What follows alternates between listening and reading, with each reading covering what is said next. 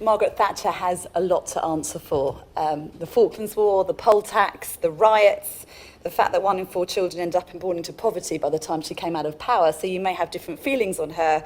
My beef with her is that she told me as a 12-year-old girl that I could have it all. And to Heather's point, the truth is, you can't have it all, and I couldn't have it all. The doting husband, the big job, the children, the ponies in the paddock, the great wardrobe, the fabulous hair indeed, the works. Then came Melanie Griffiths in Working Girl, who also showed me that I could really come from the arse end of nowhere, get a job as a secretary, sleep with a fabulous man and become the CEO and have a corner office. Indeed, I was absolutely sold. Let me tell you something, just a little bit about my story, just to start. I did come from the arse end of nowhere. I come from Gravesend, originally in Kent, and if you want a tetanus jab, I can hand them out whenever you'd like. My father ran off with an 18-year-old when I was in my 12, 13 years and sold our house, and I came home one day from school with my brother to find that our house had been repossessed by bailiffs, and my mother, my brother and I had to go and live in a church housing flat until I was 18 years old. I shared a bedroom with my mother, I didn't go on the ski trip, I didn't have a pony, and I didn't have many clothes, to be honest with you. But what I did decide is to get out of this hellhole, I had to absolutely work my butt off. And that is what I did. I became head girl at my school by being incredibly bossy and trying to control everyone into doing a charity fashion show, which seemed to kind of get me the head girl accolade that I so desired. I wasn't particularly academic. I wanted to be a dentist. I wasn't bright enough. And like Heather, if I do raise enough money from selling my business, hopefully to Heather, because I'm a headhunter too, then maybe I'll go and put myself back into training, and I'm serious about that. But just like Tess in the film, I absolutely knew that if I did work hard and I did push myself, and again, this word ambition that will come up, having ambition will definitely hold you in good stead. And I think that's incredibly important. I moved to London when I was 18 years old. I had a flat for £181 a week. I remember writing the cheque. And my first job was working for Theo Paphitis by sheer chance, who went on to become a dragon, but he certainly wasn't a dragon then. I worked in the basement of an office in Harley Street. I wore catsuits to work, and I didn't care. And he did indeed teach me how to negotiate, and I had a wonderful 18 months with him. I then went to work for a man who I won't name, but is second in command there, and he asked me one day if I wore a short skirt because I wanted a pay rise. I'm sure we've all been there, but I then went and worked for the fabulous Fru Hazlitt, who I'm sure some of you will have come across, who's now at ITV, who is a wonderful woman and highly emotional, and some people say she swears too much. I quite like that. And she did say to me, I will drag you out of the gutter, I think she's referring to Gravesend again, and bring some gin and lemon drizzle cake, darling, but we'll absolutely have a ball. She did teach me how to read a balance sheet. She did teach me what it was about to acquire a business. We had an attempted MBO when we were there together, and indeed she went on to work at GCAP, and there was some definite private attempts to take that private with Archie Norman and Lazards and various individuals. So she really showed me what it was to run a business, not just work at a business. I then also encountered a lovely man at a creative agency who also told me as a new business director that I was purely hired for aesthetic reasons. I thank you, Mr. Daly. So there is a glass ceiling, there has been a glass ceiling, and for some people it still exists, and I think the shape and the size of the ceiling has just changed and morphed. For me as an individual, the glass ceiling has always been somewhat of a challenge, and certainly, and a mischievous challenge in a way, rather than a negative one. And actually now as I come to you as both an entrepreneur, I run my own company, which is called the Lighthouse. We're headhunters for leaders in business, particularly media and advertising. So in headhunting, my job is to find the best in class, and it can be male or female, short or tall, it really doesn't matter to me. But my job for my clients is to find the absolute best that I can. I'm also a mother and a sister and a daughter, so like many of you in the room, I do understand the pressures that builds. You can't have it all. You cannot have everyone as your top priority. My children are now teenagers, believe it or not, and my brother runs a nightclub in Portugal, so we have a very different family, but there we are. But I do understand the pressures, which is why I just wanted to put that up. The census was not shocking to me, I have to be honest with you, but clearly there are issues at hand that we really need to be concerned about. However, there are a growing number, a couple of them actually in the room today, obviously Nicola and indeed Sarah as well. So for me, certainly on the media side of the business, there is a growing number of managing directors and chief execs who are female. There are definitely less chairmen, although Nicola's an exception to that, but I think that the number is growing, and therefore for me that's encouraging. However, there does remain a distinct lack of females at the senior end in particular companies, and for some there are good reasons, and others less so. I'll just pick on The Guardian and Channel 5. The Guardian for a very long time had both a female CEO and chairman very successfully, have also done a hell of a lot for women in business through WACL and other organisations. So I think right now it's purely circumstantial that they don't have those senior women right at the top of the company. However, and I'll say it publicly, I'm sure Mr. Desmond is probably less keen on having a female at the top of his organisation, but I hope something will happen to change that. In my job, I have what we call in our office the Columbo moment, and it's happening more and more. We go and take a brief from an EMEA CEO or a global CEO to go and find someone to run a media owner or a media agency, creative agency. I take all the details, I'm very diligent about doing my homework, and just as my hand is on the door, like in the doctor's surgery, they say, just one last thing, Kathleen, if it could be a woman, that would be great.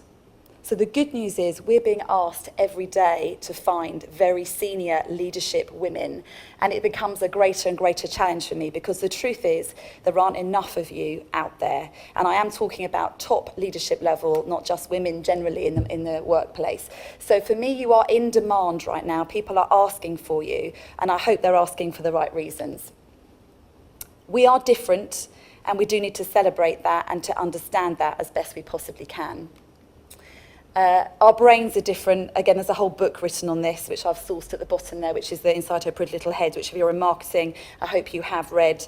But the truth of it is that our limbic systems are built differently, our hippocampus is different, we look at the world in a very different way. And, you know, it's about us not being frustrated by the men, but actually being fascinated by them, understand better the differences and why it can be so challenging, but indeed what you could do about that. Again, this could be a whole presentation in itself, so again, maybe to read afterwards. We are wired differently. We have a whole brain perspective. We're less systematic, less about action, more about feelings. We tend to befriend. We're interested in people more than we are things, and we're hardwired to empathise.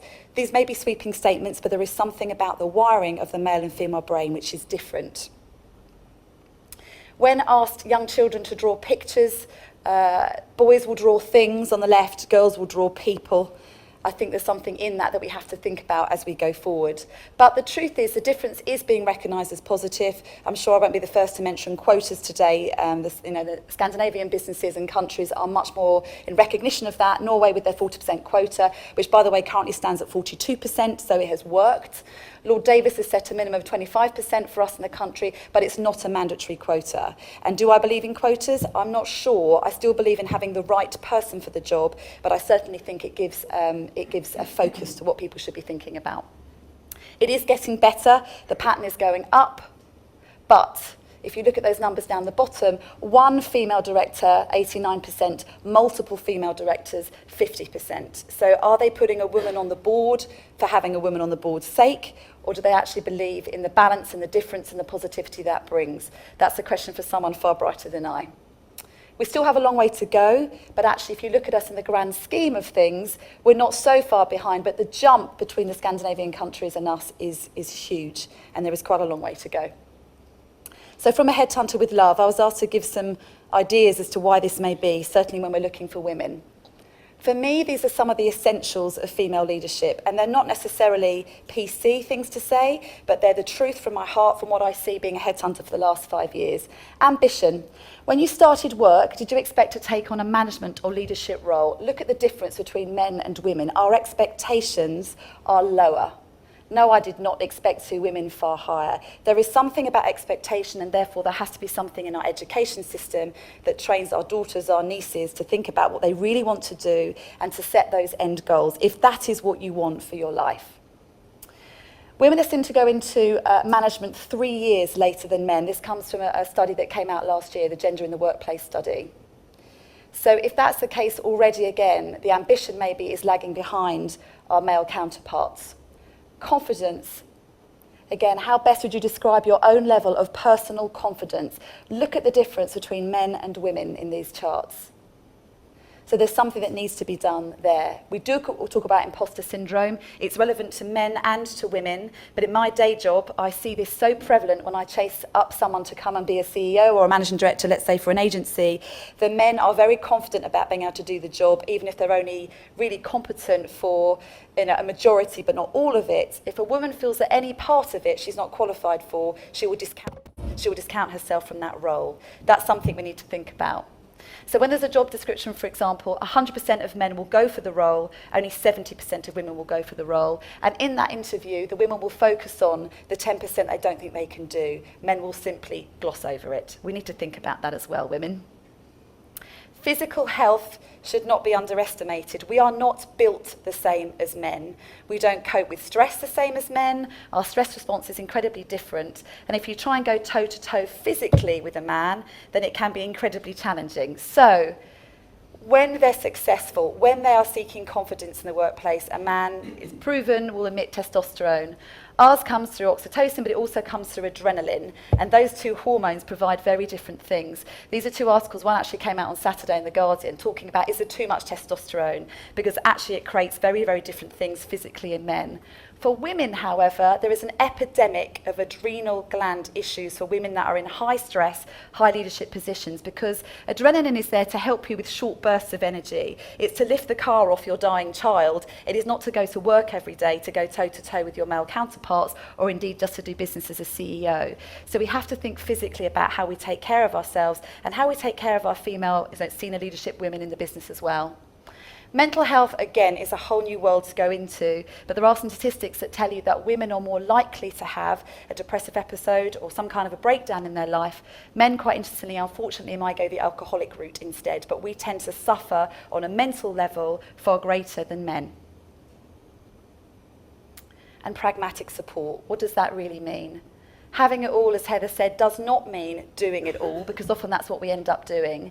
Where is the shame in a man having PAs, coaches, housekeepers, drivers, personal trainers, and lots of family support when a woman comes to say, I have a driver, which is currently my personal ambition, Heather, just so you know, then you shouldn't feel guilty about it. And you can't always do the cake bake, and you can't always be at everything. If your ambition is to be a senior woman in the business and to have that as your ultimate goal, for others it's incredibly important, and it's what they should do. And I think our judgment and our preconceived ideas of that are sometimes what holds us all back within organisations. I have to talk about the career terrorists, because not everybody will want children, not everybody can have children, as I'm finding out now I'm age 40 with some of my friends. But it's incredibly important to address this and not just sweep it under the carpet. If we already know that women come into management 3 years later than men, what's the other effects of that? The average age of motherhood in the UK is 29 and a half. If you assume that our industry tends to take graduate level individuals, the number slightly increases to around 31, 32.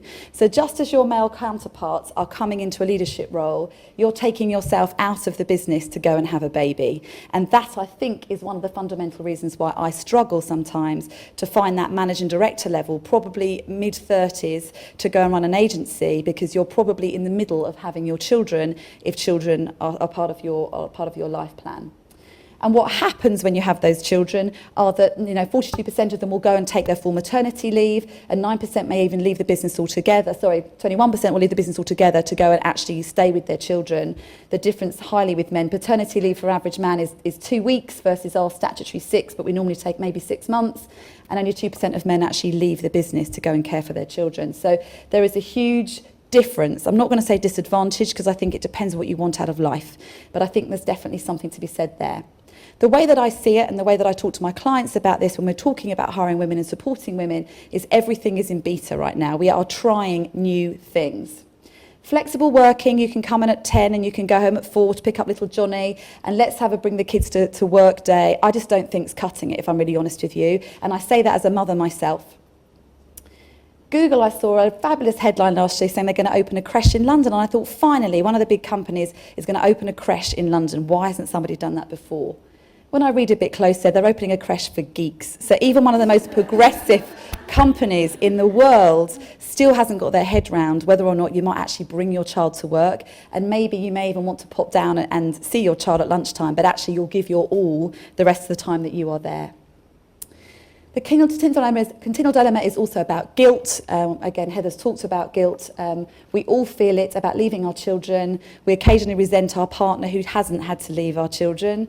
But actually, only 9% of us would actually swap places with a stay-at-home father. So I think we constantly feel conflicted about what we're meant to be versus what we want to be. And I think for those of us that are particularly ambitious but still want to be fabulous mums, and I hope I'm a fabulous mum, but I do work very hard, I think that it's about societal change, and that's going to take quite a long time. I asked a number of coaches last week in preparation for this how long they thought it would be before we absolutely felt that it was a 50-50 situation between mums or dads staying at home, and the average was 3 to 4 generations' time, so certainly probably not in my working lifetime. Of course, we need that change, legislation, passing the baby, educating our daughters, but also rewarding time for success, not just time at your desk. When I was at PhD, which was an amazing agency, and I worked with some amazing individuals, and Tess Alps and Morag Blazy were two of the women that I worked with there. In fact, I shared an office with Morag for a while. And I was going through a relationship breakup at the time. My children were, 5 and 3. It was a long time ago. And I needed to be at home on a Monday. I ran new business, I ran client servicing, I was really front-facing, so it wasn't one of those jobs that you could probably stick me at home on the computer and nobody would have noticed. But to their credit, they allowed me for 6 months to work on Mondays at home, and just for that moment in my life, that hiatus, I needed to be there, and they let that happen. Nobody would have known. I was answering all the emails, I was doing everything I needed to do, but that company allowed me to do it at a time when they weren't particularly allowing other people to do more part-time jobs when they were particularly client-facing. It comes down to trust, it comes down to real understanding, and that really helped me at a time in my career, so I will always thank them for that. Meaningful support. So we talk about when you come back to work, and Heather talked about outsourcing. You know, it's when you first have to hire a nanny or a child carer, you don't know what you're doing, where to look. There's legislation, there's tax planning, there's lots of things that go with that. Can companies, and maybe Rasheen will tell us that P&J are, helping individuals as they come back with nanny agreements and nanny banks if there's an emergency. Often it's time when you most need it. Your daughter's gone and got chicken pox, she can't go to the nursery for 10 days because she could be contagious. How on earth do you deal with that, and what could a company do to help with that? Could they send a nanny to your home and just help you out? Family support and parenting advice for any age, no matter what your setup is at home. Your children at some point will become challenging. Mine are 15 and 13 now, and I am braced and ready. So I think we need to think about what could we supply in that area too. For many, many years, male CEOs have been supplied with PAs and coaches and people to help them with their kind of mental strength. What is it that we need as women? Maybe we should think about that too. I couldn't avoid a Kardashian picture, for the love of me. Have child will travel. I'm just going to put an example up of someone that a few of us in the room will already know, which I think has been quite inspiring.